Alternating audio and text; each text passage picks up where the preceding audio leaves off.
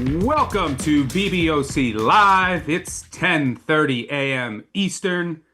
I'm Stucky, and joining me, as always, my fellow BBOC co-hosts Colin Wilson and Mike Calabrese. We will hear in a bit from our new colleague Josh Nunn, aka Duck. We'll run through the FCS board. You're going to want to be quick to the trigger there.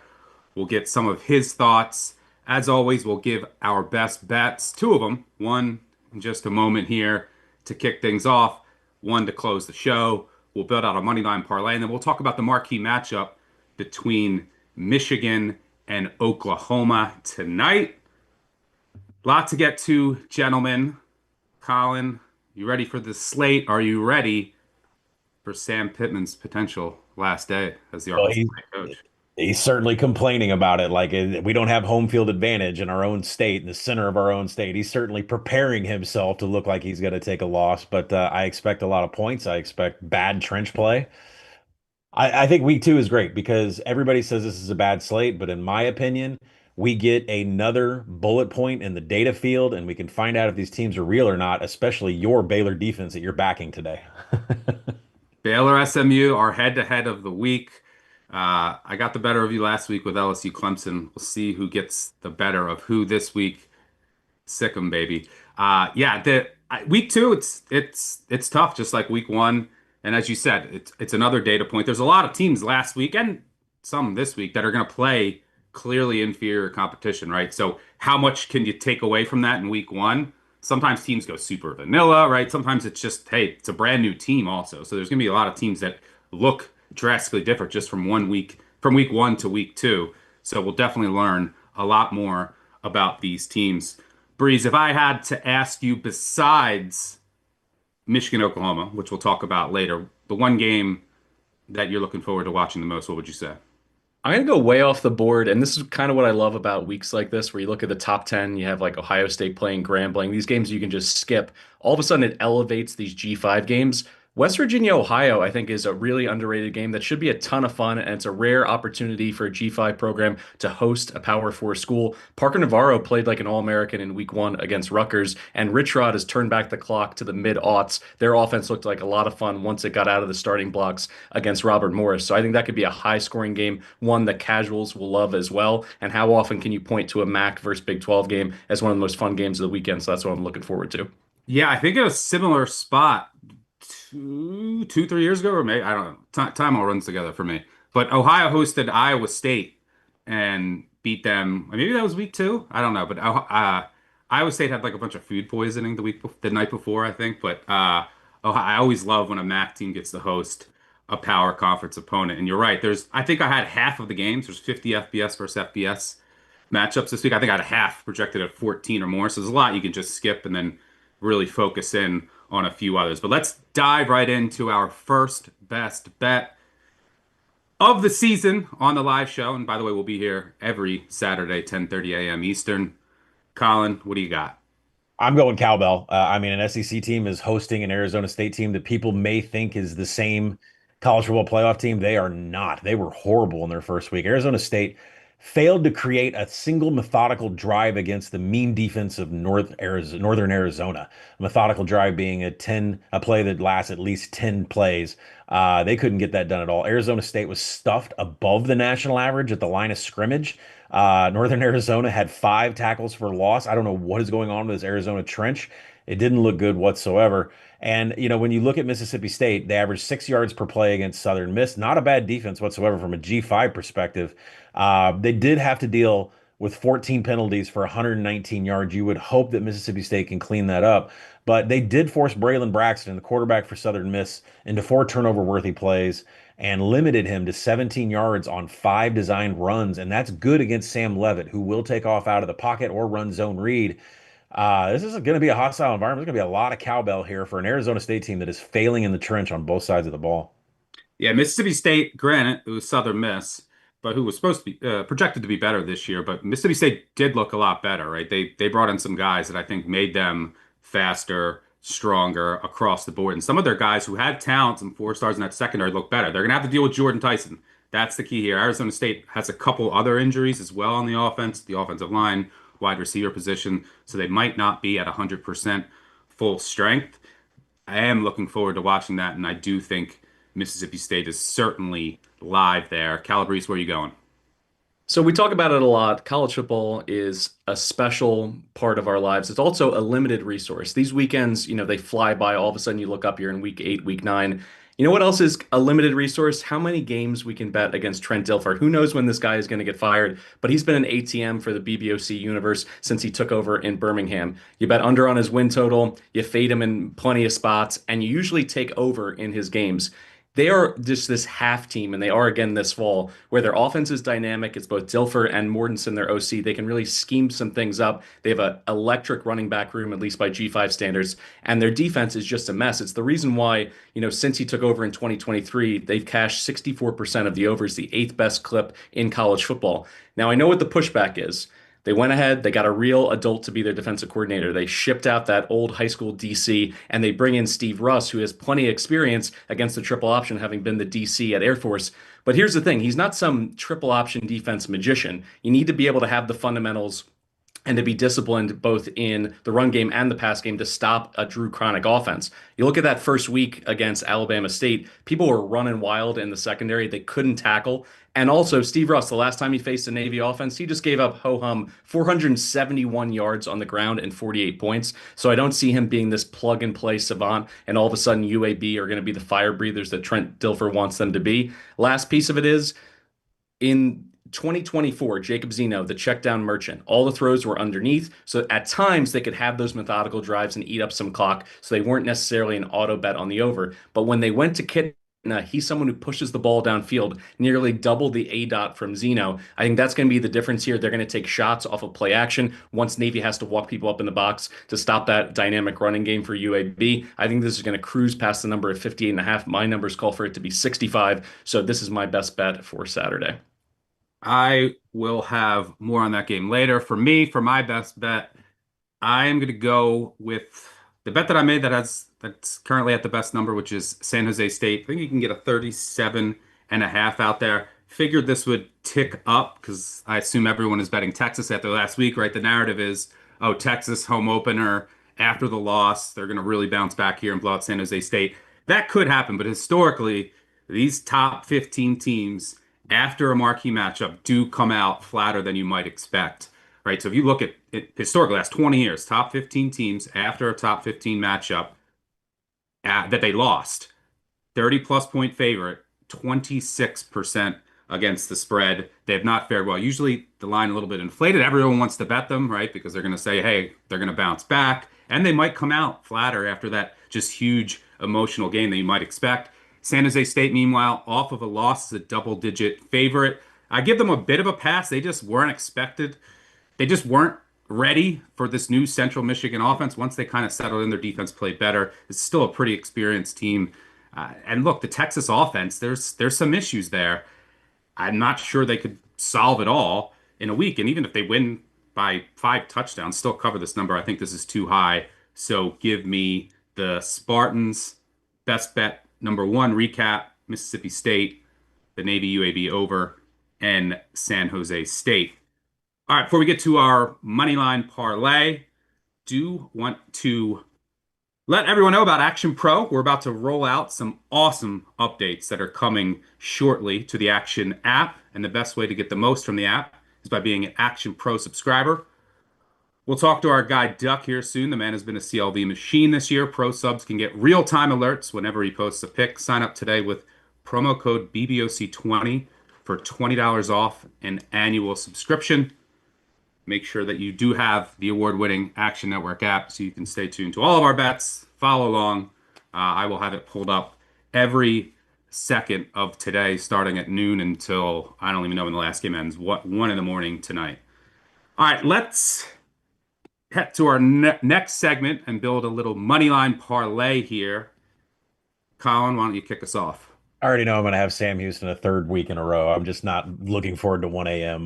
Dealing with the island. Let's do this money line parlay. Let's kick it off with Duke. I absolutely love Duke. You see the number cave since you and I had recorded our podcast a little bit. I don't think we've found the ceiling on quarterback Darian Minsa. This is, obviously our G5 guys talked about him for years. We've been keeping our eyes and betting Tulane like crazy. When you have a quarterback like Malik Murphy and you're paying him NIL money and then you shove him out to go pay more for this kid, he really showed up against Elon. I know it's Elon's defense, but 4 big time throws. I don't think we know the ceiling of Darian Mensah, and that's me talking about the Duke offense. Really, the bread and butter is the defense under Manny Diaz. Luke Altmaier has to find new targets for Illinois. He lost his top receivers. He is more turnover worthy prone. He is more mistake prone in that offense, and he always was until he got two standout wide receivers. And I expect that Duke defense that created 10 tackles for loss, 3 sacks, an exotic package from Manny Diaz is going to get Altmaier to make some mistakes here. I just think Duke is the better team. It's not a trap game whatsoever. Duke is actually that good. So I like Duke outright. Yeah, Illinois has a couple young receivers that I like. I just don't know if any are ready quite yet to be that alpha and to replace the production of Bryant and Franklin. And if that's the case, then Duke can play its style of defense. And Altmaier historically has struggled a bit under pressure, which a Manny Diaz defense will certainly generate. Calabrese, what do you got? Good to go to the Cyhawk game. I like Iowa plus 145. The last 6 years with Phil Parker calling plays for the Iowa defense, Iowa State has averaged below 14 points per game in this rivalry. He has Campbell's number, and Iowa State's tackles, I think, are going to struggle. They've not graded out all that well this year. I think they're going to be able to generate pressure defensively without blitzing all that much. And if it's a lower scoring game, I'm going to put my faith in Gronowski, having played 56 college games. I understand in the opener they barely used him. He was 8 for 15 for 44 yards, yada, yada, yada. I think this is a Tim Lester special where he didn't put anything on film for them to prepare for. Gronowski also left the game with cramps, earlier than expected. So I think in terms of his experience and what they've been hiding in this game, I think it's all going to come to fruition here. They're going to see a passing game, even if it can hit 175 yards. When you balance that with what they did on the ground, they go for over 300 yards with the running back by committee approach, but Williams is incredibly explosive out of that backfield. So I think when you add in Gronny's legs, he had nearly 40 rushing yards. That's going to be the difference maker, where all of a sudden you're picking up those 3rd and 5s with a few scrambles, a few designed runs in short yardage and red zone opportunities for Gronowski. This is the spot I talked up all summer.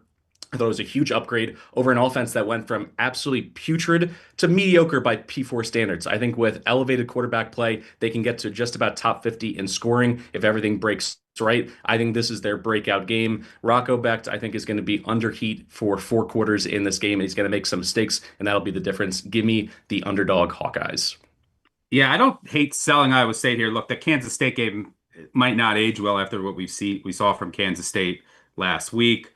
But I mean, Gronowski has to be better, right? You could say that they went vanilla, but his throws just looked completely off. Maybe it was just like first game jitters. His footwork looked a mess. I mean, I think his first pass was like a simple route, and he like threw it 10. It was like 5 yards at the feet of a receiver. So was that just first game jitters? Is he going to have that here on the road in Ames? So you'll see early on as he settled in. It is a guy with a lot of experience that you would hope you could be able to count on. But that's my biggest concern there. But this game probably will be close. You can also probably count on some Iowa special teams plays, and definitely looking forward to watching the Cyhawk, which is usually a close game and comes down to a mistake or a special teams miscue. So I'm looking forward to watching that one.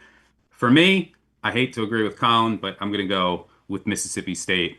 Already talked about that game a bit earlier on. Look, it looks like this Arizona State offense, unless Jordan Tyson is going to get his, it looks like they might miss Cam Scatterbo a little bit more than I might have thought. So Duke, Iowa, Mississippi State pays about 13-1.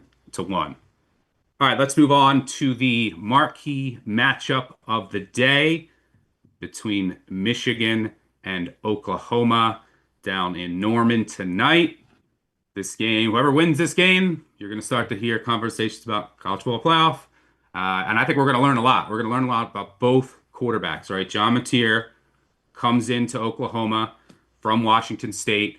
We saw him last week, looked pretty good, but inferior opponent. What can he do against legit power conference defenses? We'll learn a lot about that tonight. The offensive line for Oklahoma, is that a big issue this week? It was against an inferior opponent last week, especially when it came to run blocking. And then Michigan, you're going to have a true freshman quarterback making his first road start. he has all the talent in the world, but how's he going to handle this situation? Colin, what are you seeing here? Well, yeah, I mean, you can play the narrative of freshman phenom on the road in a hostile environment. Make no mistake, this is an extremely hostile environment. Bryce Underwood's going to come in here and try to run an offense that against New Mexico last week, he went 21 to 31 passing, had 4 drops, 4 pressures, 2 sacks. That was New Mexico's defense. This is a completely different animal. Brent Venables just scheming out of, sending blitz from everywhere that Bryce Underwood won't be able to see. Plus, OU is pretty good against zone read options, so I expect there not to be a lot of points out of Michigan out of the gate. And then what you have to look at is this OU offense. They were horrific running the ball against Illinois State. You got to be kidding me. These 3 running backs had 23 rushing attempts and they forced just 3 missed tackles. Like, can nobody in Oklahoma make a juke? Mateer had like a 20-yard scramble, and then after that, he had 3 designed runs for 8 yards. I don't know what's going on with the OU run blocking for the offensive line or what's going on with their skill positions, but they just could not run the ball whatsoever. And you look at the Michigan defense, they stuffed 11 of 25 against New Mexico. They created 9 tackles for loss. The only thing that I think could blow this first half under, which I love, still at 21 and a half out there, is if Mateer just decides to light up the secondary of Wink Martindale, which I don't think is going to happen until the second half. So first half under 21 and a half. Yeah, curious to see how Mateer handles the blitz as well, which I assume is coming tonight. He struggled at times in the past, like with his first read, and I think last year against Boise State he took 8 sacks. So that's certainly going to be something to monitor. Calabrese, what are you looking at here? One of my bullet points for this player prop comes off of just what Colin said, which is Oklahoma's going to struggle to run the football. Michigan has a strength there, so that means more opportunities to put the ball in orbit. Here's how I'm playing it. Keontez Lewis, the wide receiver for Oklahoma, over 51 and a half receiving yards. This has really bubbled up. Just 48 hours ago, it was 41 and a half. Now it's up to 51 and a half. I'd play it all the way to 55. Here's the reason. He's the X receiver in Arbuckle's system, and that makes him a target hog. Plus, Deion Burks on the outside prevents Michigan from being able to double team him. It's already too difficult to double team someone in the slot to begin with. But in terms of their attention, Burks is going to get the focus of the defense. And when you look historically in Arbuckle's system, Kyle Williams for Wazoo last year played this role, 7.5 targets per game. Lewis through one game, 11 targets, 9 receptions, 119 yards. I think there's going to be a lot of throwing in the second half, as Colin just alluded to. And I think Lewis is going to cruise past this 51 and a half. Yeah, and I just mentioned the blitz. That hot read could be Lewis frequently when you got to get the ball out quick. That could be who he looks to. For me, look, there's a lot of uncertainty in this game. What are we going to get from Mateer, this Oklahoma offensive line? What are we going to get from the young Underwood? We've seen a lot of these young quarterbacks away from home early in the season have struggled, and I do have questions about the Michigan offensive line and just the caliber of their wide receiver room. So it definitely plays out as an under game to me, but the number has cratered. So if you're looking to put a parlay together and you like that first half under and the Lewis over call, something that I do like is Underwood under receiving yards. I think Michigan, knowing this situation, has to go a bit run heavy. And like I just mentioned, there are some offensive line questions. There are some wide receivers. And this is a very, very good Oklahoma defense. So if you wanted to put all of those together, first half under, Lewis over, Underwood under, probably around 4.5, 5 to 1, if you wanted to parlay them. Speaking of parlays, exciting new development at Action Network. We have our playbook. Follow them on Twitter at Playbook. You can just tag them whenever you see a big parlay on Twitter that you like. You just say at Playbook. You can say FanDuel. It'll reply with your actual bet slip. You just click it, it'll take you to your book. So much easier, especially when you're dealing with parlays or player props. You can just tag at Playbook. It'll bring you right to the bet slip, save you some time, and just check it out. It's an amazing new feature that I've already used. All right, let's get to what I'm going to call the D block, the Duck block. Bring Duck in for some FCS talk. Duck, let's go down with some teams many might not be familiar with. Well, I guess first, how are you today on this fine Saturday, sir? Doing well, Stuck. Yeah, I hope you are. It's going to be a fun slate today. Always is. People are always like, "Oh, the slate, it's not that great." Like, well, yeah, but you can bet. If there was no betting, maybe I would go out for a couple hours today and do something. Probably not, but you can bet. So every slate is magical. And think about when you were like in August and in July and you were just dying for college football when maybe there's a lull today. Just think about that. But let's let's go through the board here. Let's start with the little St. Thomas, Idaho. What do you got here? Yeah, I mean, we saw Idaho play last week. That's the style that it's going to be. I thought that they did really well defensively against Washington State. They allowed just 211 total yards and just three rushing yards against the Cougs last week. Both of these teams are going to be run heavy, 60% plus offensively, and this game is going to be slower paced. Idaho ran 33 seconds between plays last week. And the Vandals don't have a strong passing attack, so they're not going to be able to exploit the St. Thomas weak secondary. You look at St. Thomas last week in their game against a real bad OVC team in Lindenwood. They feasted in that game, but they did benefit by having three of their touchdown drives set up by short fields. Idaho is not going to make those mistakes. They're defensive focused. And the Kibbe is a tough place for them to go and play. So this is going to be a low scoring affair. It's going to be slower paced. Idaho is going to control the game flow. This is going to stay under 51.5, which is still widely available as we're talking now. Yep. Key number obviously a 51 too, so keep that in mind. Morgan State, Towson, got anything there? Yeah, Battle of Baltimore. This is going to be a real spirited battle between these two programs. Morgan State is actually a pretty feisty bunch. They have a lot more fortitude in the trenches than you might realize. They just went toe-to-toe with South Alabama last week. They were big dogs, and that game was 24-14 into the fourth quarter. The Bears are 2-1 run heavy offensively, and Towson is replacing their top six defensive linemen from last season. I fully expect the Bears to go in there and be able to move the football against Towson and sustain drives on the field. The defense will be able to defend against what Towson wants to do offensively. For the first time in at least 5 years, Morgan State has much improved quarterback play than we're used to seeing from the Bears, and it's something this program has really been lacking for some time. So they get a boost offensively. They're better than expected there. They're a home dog in this battle for Baltimore. This is going to be a real tight, low-scoring game. Currently 10.5, 11.5 out there as we're talking for Morgan State. Go grab the home dog. All right, let's go to Illinois State, Morehead State. Duck, I gotta say, Morehead State played Allen last week. I honestly don't know where that is, or who that is. I think Allen University. Is that true? They played Yeah, Allen. non-D1 opponent for Morehead State.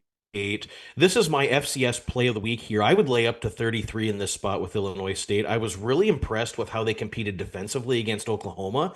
We saw that game only 21-3 entering the fourth quarter. I thought the Redbirds did a really nice job limiting rush explosives and forcing turnovers. Um, they were able to force Oklahoma into several three and outs. It was just a real impressive defensive performance for Illinois State. You look at Morehead State, they were shredded in the secondary by a non-D1 opponent last week. They gave up almost 400 passing yards. It was just really a bad secondary performance here.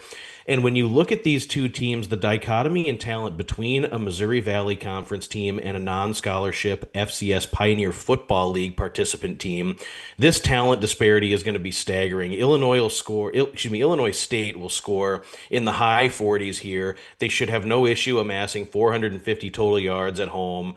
This is going to be a massive, massive overmatch here. Again, I'd lay up to 33 here. The Redbirds are going to roll. Yeah, it looks like Allen, they're in South Carolina, and they're a recently new D2 team as of a couple years ago. Can't say I'm too familiar with the program, but let's move on to another team that should be completely overmatched against Buffalo. Yeah, I mean, you look at SFPA, they're moving down to the Division III ranks. This is their second straight competition against an FBS opponent on the road. They couldn't move the football last week against Louisiana Monroe. They're not going to move it here. I was so impressed with the performance we saw on the road with Buffalo last week and how their defense was just in the trenches against Minnesota, really making it hard for the Gophers to operate offensively. Such a tight game there all the way through. I mean, Buffalo really overperformed there. What I see is Buffalo's going to run the football. We'll get a little bit more play action off of it. St. Francis is not going to be able to compete in the trenches here. And, And you how are they look going to at score is the main question. they're not going to score. I don't see a path for them to be able to score. They were terrible on third down last week. Buffalo's going to swallow them up in the trenches.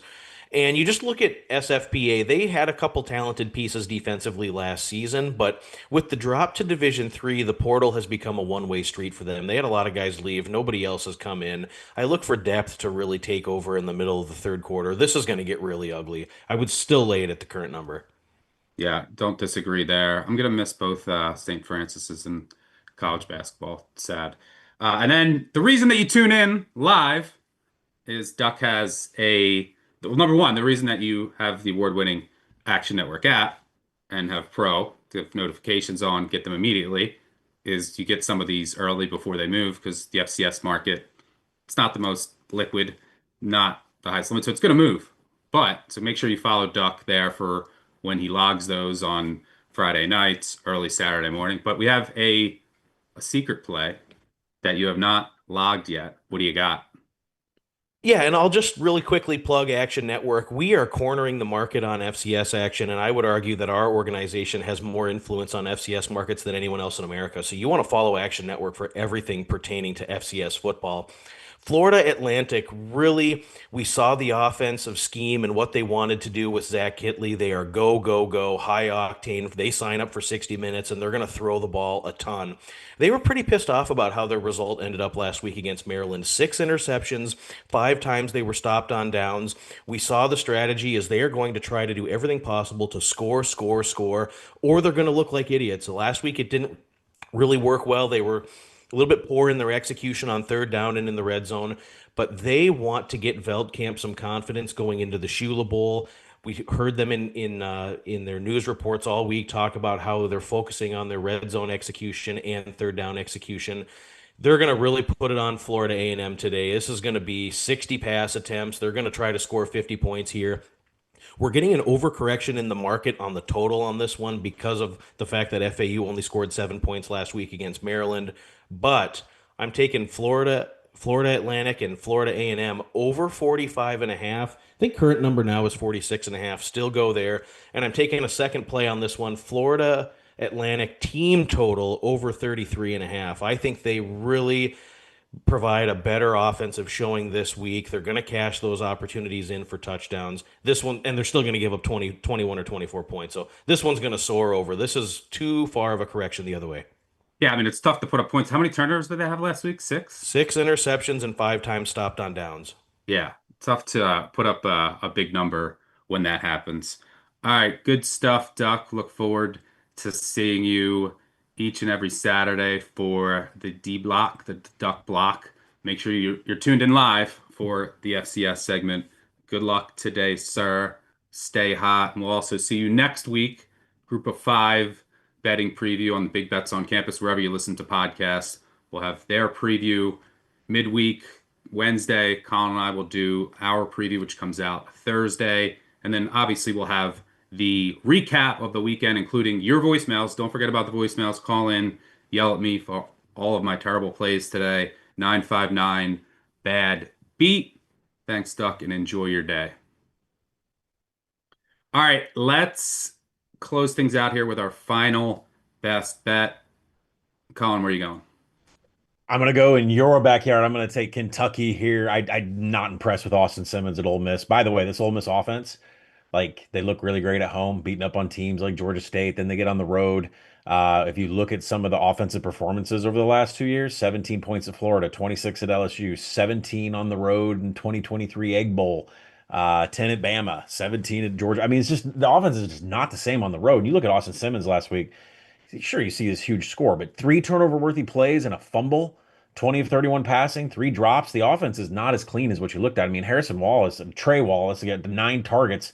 He only caught 5 of them for 130 yards. It's not going to be the same against this Kentucky defense that is going to do everything to stop the run. They stuffed half of Toledo's 26 rushing attempts last week. The Kentucky's defense is the absolute factor here that's going to shut down Ole Miss's rushing attack. They're not going to play max protect and allowing explosive plays. I think Kentucky does enough to keep it in within the number.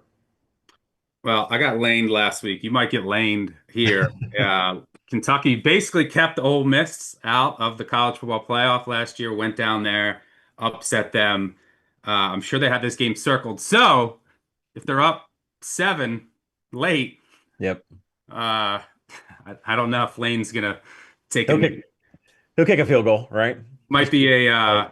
Penn State. I'll never one of my worst losses ever. Penn State against Northwestern, a fake kneel down with the third string quarterback threw for a touchdown.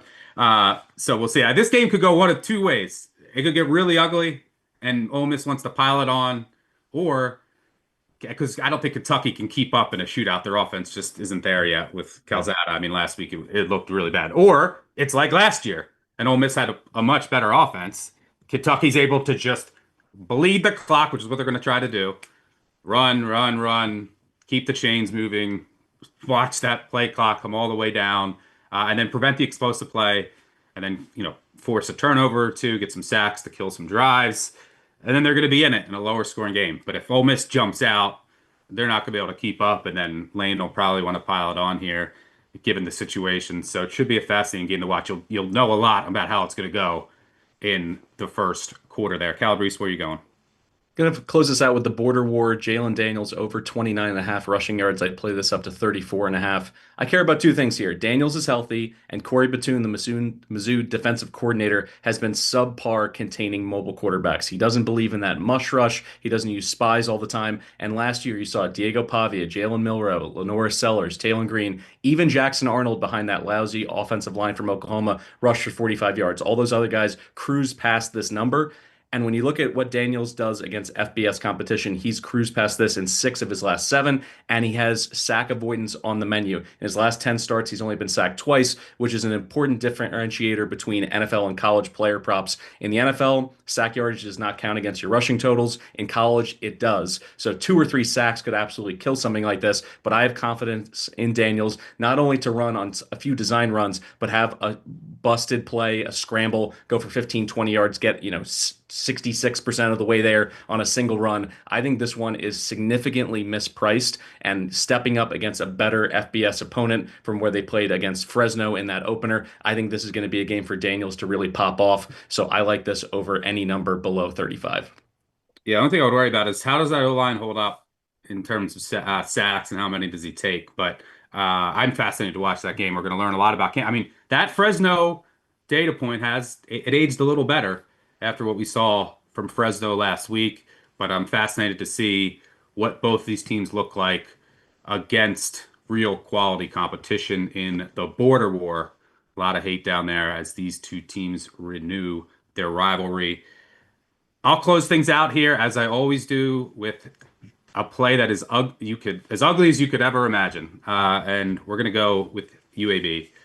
This is basically look. I show value in this number, 3 touchdowns plus a Service Academy laying. It's always gonna pique my interest to fade that. Historically, Service Academy's laying over 14 points, hit at a sub 40% rate. I don't have much faith in the UAB defense. They're counting on a ton of lower level guys in that front 7. I do like some of the guys they brought in on the back 7, although the results were not great last week against an FCS opponent. You did mention Steve Russ. They were preparing for this game. Maybe they just weren't focused last week for like weeks ahead of time. They do at least know it. But I'm counting on the offense just to keep up here because I do think that they can score on this Navy defense that lost a lot from the back 7. It was one of their best pass defenses in years last year. And last year, even when these two teams played, Navy did blow them out, but yeah, UAB basically matched them in yards and in first downs and time of possession. They just shot themselves in the foot with penalties and turnovers. So I think this line is a bit too high at 21 plus. So give me reluctantly the Fighting Trent Dilfers. All right, that'll do it for us. Thank you to Colin and Mike for joining me. Thank you to Duck as well. Thanks to our producer, Gifford, on the back end. Most importantly, thanks to all of you for tuning in. Make sure you download the award-winning Action Network app. Check out Playbook on Twitter, just at Playbook, whenever you see a bet that you want a bet slip created.